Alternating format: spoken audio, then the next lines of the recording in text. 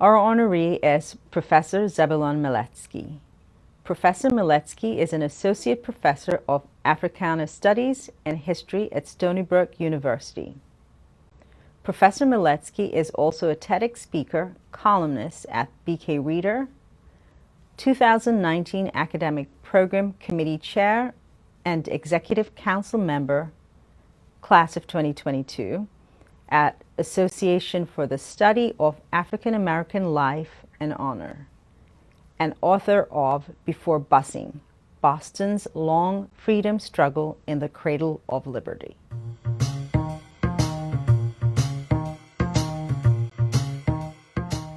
Greetings. My name is Dr. Zebulon Miletsky. I'm an Associate Professor of Africana Studies and History at Stony Brook University, and I am thrilled to be here today and to be serving as the honoree for the town of Brookhaven's Black History Month celebration.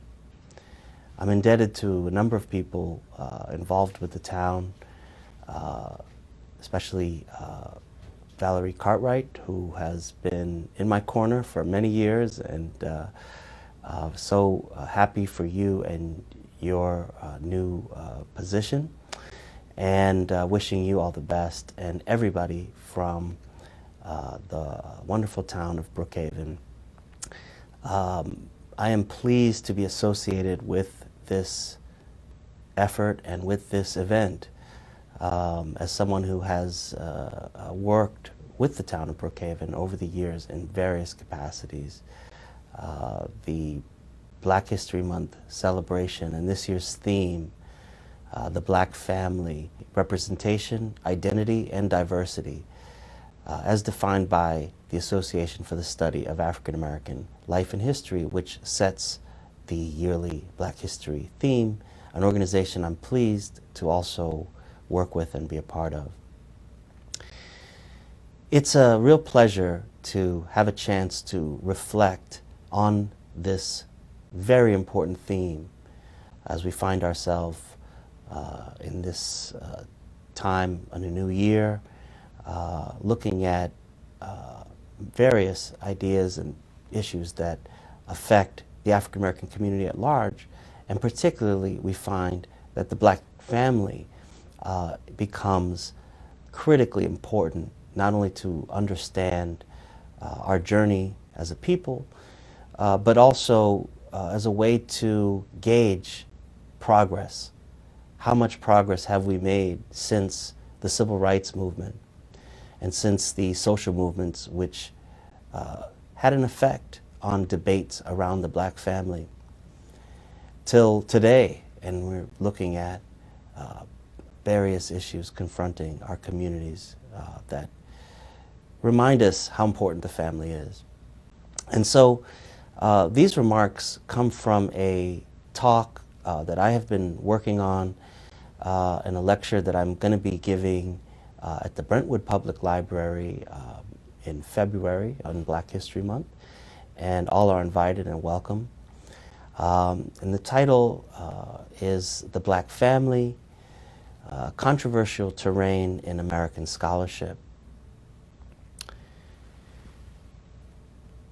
It is the beginning of the year of our Lord, 1963. I see a young Negro boy. He is sitting on a stoop in front of a vermin-infested apartment house in Harlem. The stench of garbage is in the halls. The drunks, the jobless, the junkies are shadow figures of his everyday world. The boy goes to a school attended mostly by Negro students with a scattering of Puerto Ricans. His father is one of the jobless. His mother is a sleep-in domestic, working for a family on Long Island. I see a young Negro girl. She is sitting on the stoop of a rickety wooden one-family house in Birmingham. Some visitors would call it a shack. It needs paint badly, and the patched-up roof appears in danger of falling. Half a dozen small children in various stages of undress are scampering about the house. The girl is forced to play the role of their mother. She can no longer attend the all-Negro school in her neighborhood because her mother died only recently after a car accident. Neighbors say if the ambulance hadn't come so late to take her to the all-Negro hospital, the mother might still be alive. The girl's father is a porter in a downtown department store. He will always be a porter, for there are no promotions for the Negro in this store, where every counter serves him except the one that sells hot dogs and orange juice. This boy and this girl, separated by stretching miles, are wondering, why does misery constantly haunt the Negro? In some distant past, had their forebears done some tragic injury to the nation? And was the curse of punishment upon the black race?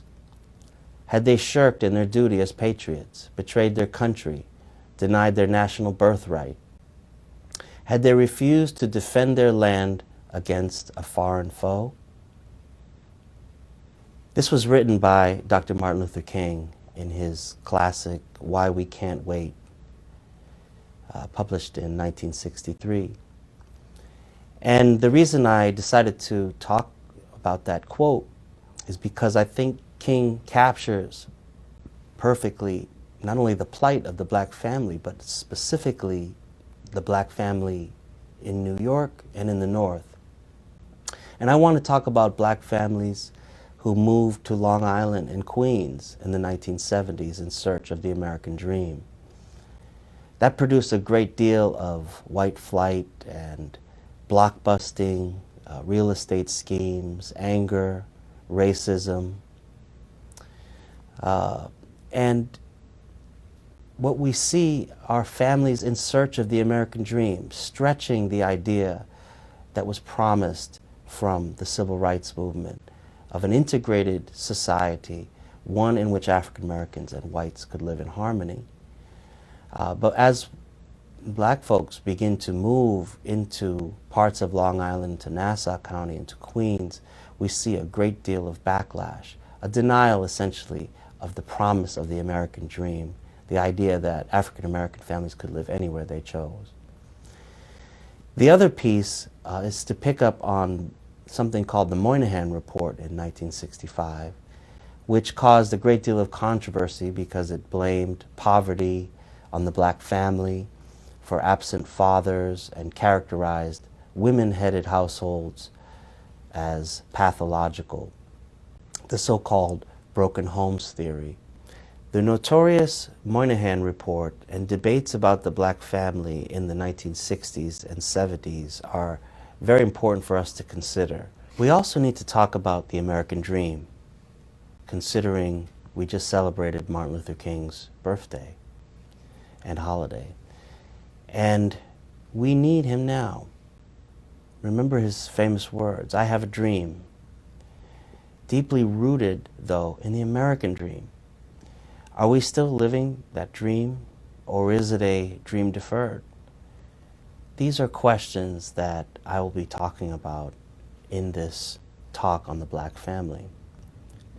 So as we approach the celebration of the Association for the Study of African American Life and History, or ASALH as we call ourselves, national theme in 2021, it comes down to the black family as a controversial terrain in American scholarship, striking at the heart of so many taboo topics and issues in the black experience as a whole, including slavery, family separation during slavery, undercutting of black masculinity, unemployment and underemployment, respectability politics, and issues of class, which were missing in Daniel Patrick Moynihan's analysis and report, which was actually titled "The Negro Family, a Case for National Action," and a host of other issues that we'll tackle together.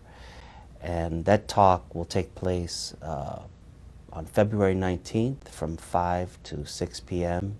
And it will be happening virtually through the Brentwood Public Library, and you can register for the talk on their site.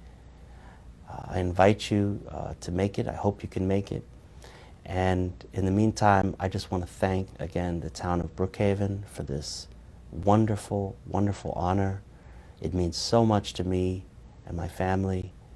And I thank all of you, and I look forward to continuing to work with the town in 2021. Thank you.